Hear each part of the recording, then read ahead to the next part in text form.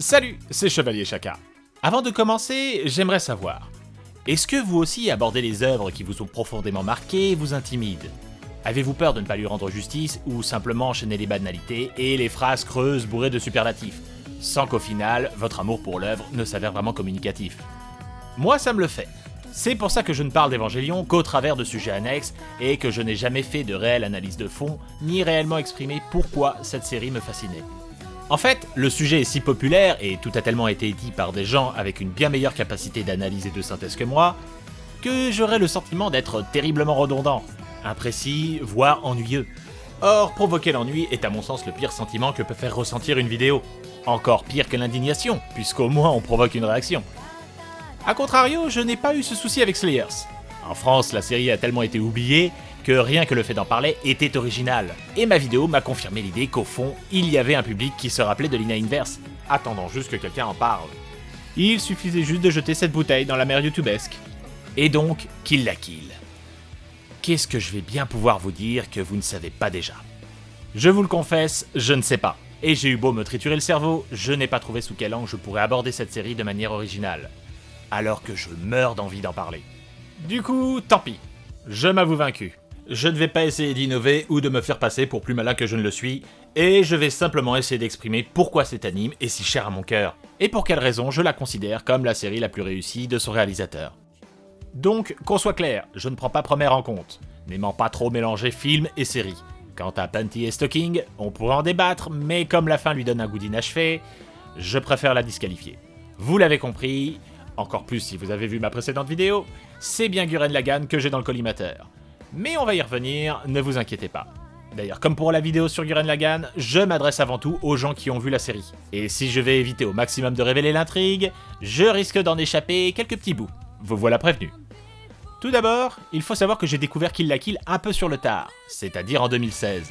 Période où je ne suivais que d'assez loin l'actualité anime-manga, en me contentant de regarder et lire le strict minimum. Je ressentais à l'époque une certaine déconnexion avec la production japanime. À tort ou à raison? Vaste question. Pour une autre fois peut-être. Et c'est vraiment par des chemins de traverse que j'ai fini par tomber dessus, sans savoir qu'il s'agissait d'une série d'Hiroyuki Imaishi, ni connaître l'existence du studio Trigger. Vous pouvez le dire, j'étais plutôt à la ramasse. Mais c'est vraiment avec un regard vierge de toute attente ou d'a priori que j'ai commencé mon visionnage. J'ai immédiatement accroché, tout en trouvant l'ensemble étrangement familier. Ce rythme effréné, ce graphisme ultra stylisé, cette nudité décomplexée avec ce sens de la démesure, et surtout, j'ai reconnu ça.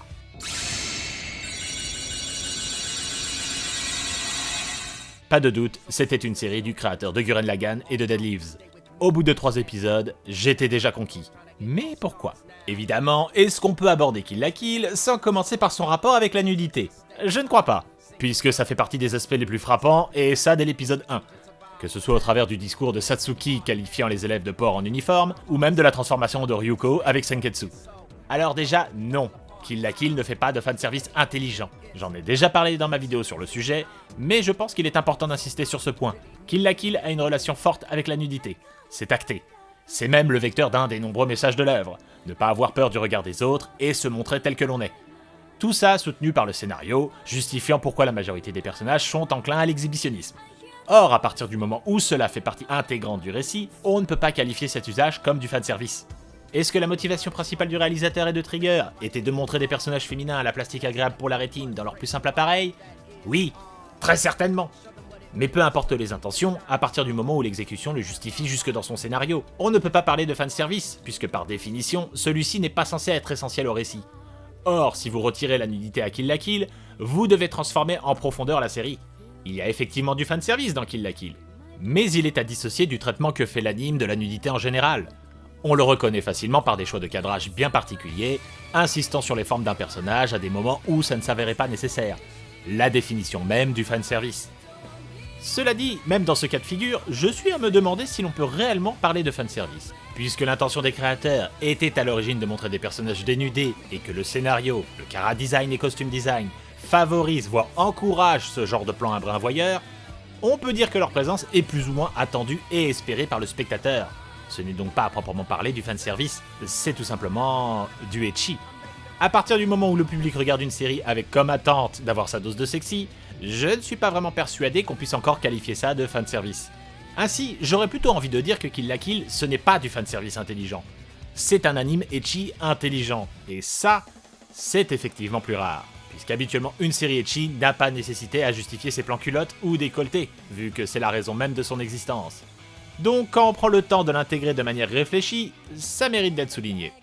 Ce qui est fait en douceur, nous faisant d'abord croire que nous allons assister à ce type d'anime un peu pervers sur les bords, mais qui ne s'assume pas complètement. C'est parfaitement incarné à travers l'héroïne, Matoi Ryuko, qui n'est pas enchantée à l'idée de devoir porter une tenue aussi révélatrice pour se battre, attirant fatalement le regard lubrique des autres élèves. Mais au bout de quelques épisodes, cette gêne finit par disparaître et celle-ci fait fi du regard des autres, comme une sorte d'émancipation survoltée, ce qui lui permet de libérer tout son potentiel.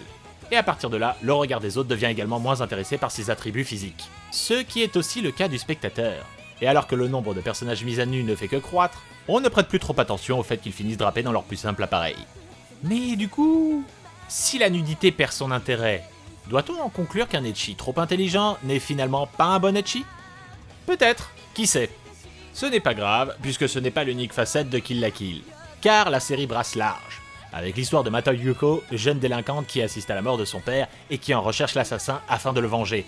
Pur hommage au genre Sukeban, le penchant féminin des banchos, ou gang de voyous japonais, notre héroïne est inspirée d'un drama des années 80, lui-même tiré d'un manga, Sukeban Deka, que ce soit par l'uniforme ou le gant rouge qu'elle porte.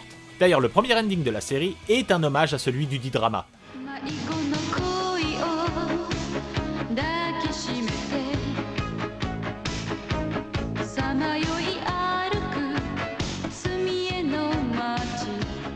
Ajoutez à ça un arc consacré à une guerre des écoles pour la domination du Japon, et vous avez là la parfaite base pour un furio. Mais, Trigger oblige, c'est un véritable mélange des genres auquel on assiste, avec une philosophie au départ digne du genre Neketsu. Pas surprenant avec Ryuko si vous voulez mon avis. Ainsi, l'on a des ennemis dont la puissance se mesure au nombre d'étoiles sur leurs uniformes, le tout chapeauté par le Conseil des Quatre, eux-mêmes sous les ordres de Kiryu Satsuki, la présidente du conseil des élèves. Et notre héroïne doit vaincre les chefs des clubs avant de passer au strates supérieur, afin de connaître la vérité sur la mort de son père. Bref, un récit à la verticale avec sa montée en puissance que le Weekly Shonen Jump ne renierait pas. Bien entendu, ce schéma ultra classique, en plus d'être gentiment écorné, mais jamais insulté, finit par voler en éclats à la moitié de la série, avec des révélations redistribuant les cartes et en dévoilant le véritable ennemi, pur hommage à Devilman. De là à y voir une symbolique, bah oui, évidemment. Mais pouvons-nous vraiment conclure le mélange des genres sans citer celui qui est probablement le plus inattendu? Hein? Mais non, pas les aliens. On parle de Trigger, là. Trigger! Les aliens, c'est limite dans le cahier des charges. Je veux parler des Magical Girls. Ce qui ne devrait pas vous surprendre si vous en avez vu quelques-uns. Et admettons-le, on en a tous vu. Au moins un. Parfois un peu plus. Imaishi ayant eu une carrière où il a brassé un peu tous les genres, travaillant par exemple sur Magical Doremi ou Kyoti Oni, ce n'est finalement pas aussi étonnant de le voir en intégrer un aussi emblématique que les filles qui se transforment en justicières à mini-jupe. Car concrètement, Senketsu, c'est ça. Un pur costume de Magical Girl, avec une transformation digne de Sailor Moon. Et tout ça, c'est peut-être l'une, si ce n'est la plus grande force de Kill la Kill à mes yeux. Au-delà de son caractère ecchi assumé, l'anime a réussi à réunir en lui tout ce qu'aime son réalisateur. Et ce que j'aime. Toujours à la frontière d'en faire trop, mais sans jamais la franchir, ou tomber dans le piège de la référence facile. Le réalisateur a laissé libre cours à son imagination, ainsi qu'à celle de son studio. Sur cet aspect, je pense qu'on peut également remercier son scénariste principal, Kazuki Nakashima, qui avait déjà opéré sur Gurren Lagann. Pourtant, toute cette créativité semblait avoir une contrainte de taille, l'aspect financier. Kill la Kill, c'est la première série d'envergure de son studio, avec un budget très restreint et une nécessité d'obtenir des résultats pour rapporter de l'argent, et tout simplement pour continuer d'exister. Mais parfois, l'absence de moyens stimule la créativité, là où l'abondance rend parfois un peu trop paresseux. Et là où Kill la Kill aurait pu jouer la sécurité, en camouflant son absence de moyens en abusant de ficelles un peu trop grossières, comme vous savez, ses protagonistes aux yeux étonnamment détaillés pour détourner votre attention du reste, ou ses décors magnifiques, mais dans lesquels les personnages y sont aussi mobiles que des poteaux électriques. Non, Kill la Kill ne se cache pas derrière le regard de Ryuko, et préfère être stylisé à l'extrême. On joue sur l'échelle des protagonistes, comme Gamagori, le rendant volontairement incohérent dans ses proportions d'un plan à l'autre. On s'amuse de la 2 dimensions en l'intégrant aux caractéristiques d'Arime Nui. On profite de la puissance visuelle des kanji pour renforcer l'impression d'autorité de Satsuki. Bref, on cherche des astuces, on est ingénieux, et ça, sans être l'élément qui fait la différence, il apporte un charme et finalement une véritable identité à la série. Là encore, je ne vais pas tout citer. Même si j'en meurs d'envie, je ne suis pas sûr de la pertinence de la démarche ici. Contentons-nous donc d'un exemple. la réalisation des flashbacks. La série use régulièrement de bons temporels pour revenir sur certains éléments de l'intrigue ou le passé d'un personnage. Tous ces passages s'habillent d'un format 4/3 et d'un ton sépia. Or, elle aurait très bien pu se contenter de garder le même ratio et juste rajeunir les personnages. Mais il a été décidé de renforcer la séquence visuellement, par des astuces toutes bêtes, qui changent néanmoins la perception que le spectateur aura de ces scènes. Car le 4/3, c'est forcément d'une autre époque de nos jours. Une époque à laquelle le réalisateur a commencé sa carrière en tant qu'animateur. Quant au ton sépia, j'ai mon hypothèse. C'est un filtre qui était très répandu au début du numérique et de nombreux modèles de caméscope le possédaient souvent comme option en filtre, ou sur Windows Movie Maker, logiciel de montage qui était disponible gratuitement. Ainsi, on en était à un point qu'on ne pouvait pas voir une vidéo amateur sans sa fichue séquence en couleur sépia. Presque un mime avant l'heure en gros. Donc, choisir ce filtre ultra daté pour illustrer les flashbacks n'est pas anodin, et m'apparaît comme le symbole d'une époque aujourd'hui disparue. C'était un peu le sentiment prédominant durant mon premier visionnage de la série. Un mélange d'hommage et la volonté de ressusciter un style qui n'était plus d'actualité, coincé entre les slice of life moe et l'émergence des adaptations d'isekai, Kill la Kill semblait venir d'une autre époque. Même si, de par ses airs de synthèse, elle est paradoxalement une véritable représentante de son époque, ce qui est capital à rappeler. Maintenant, que serait une série d'Imaishi sans son nombre incalculable de sous-textes et de thématiques?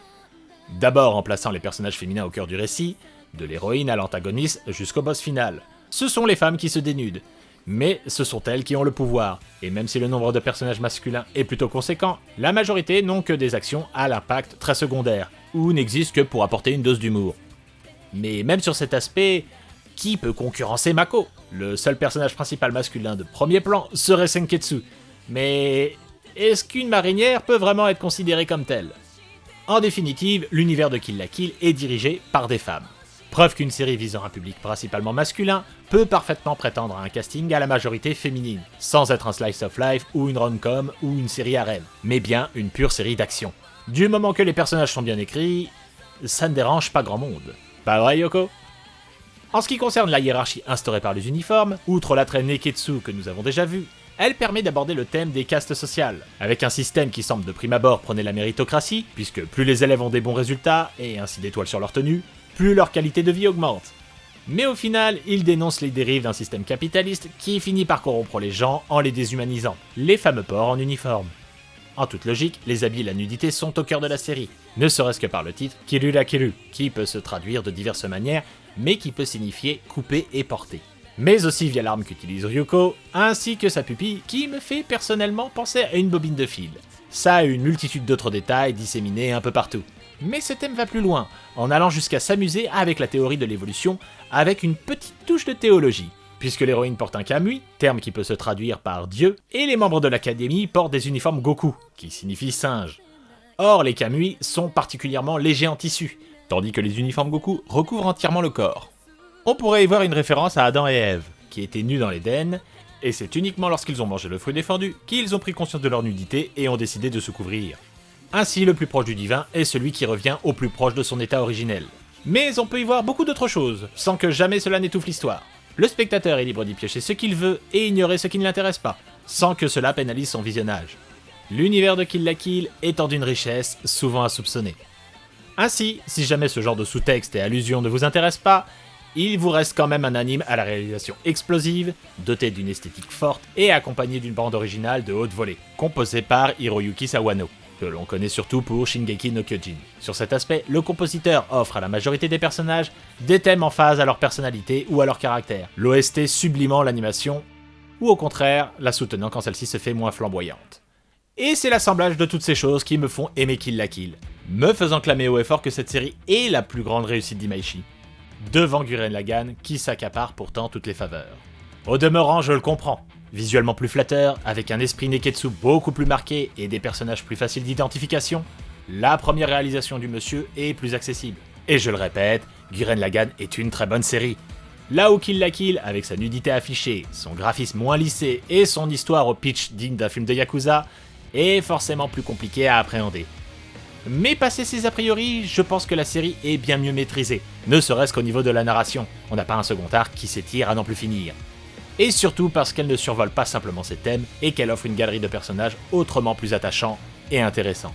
Pour tout ça, je pense qu'elle est le reflet parfait du travail d'Hiroyuki Imaishi et du studio Trigger. C'est d'ailleurs à mon avis le chef-d'œuvre derrière lequel le studio semble aujourd'hui courir en permanence, avec des séries aux prétentions narratives un peu déroutantes, telles que Kisniver ou Darling in the Franxx.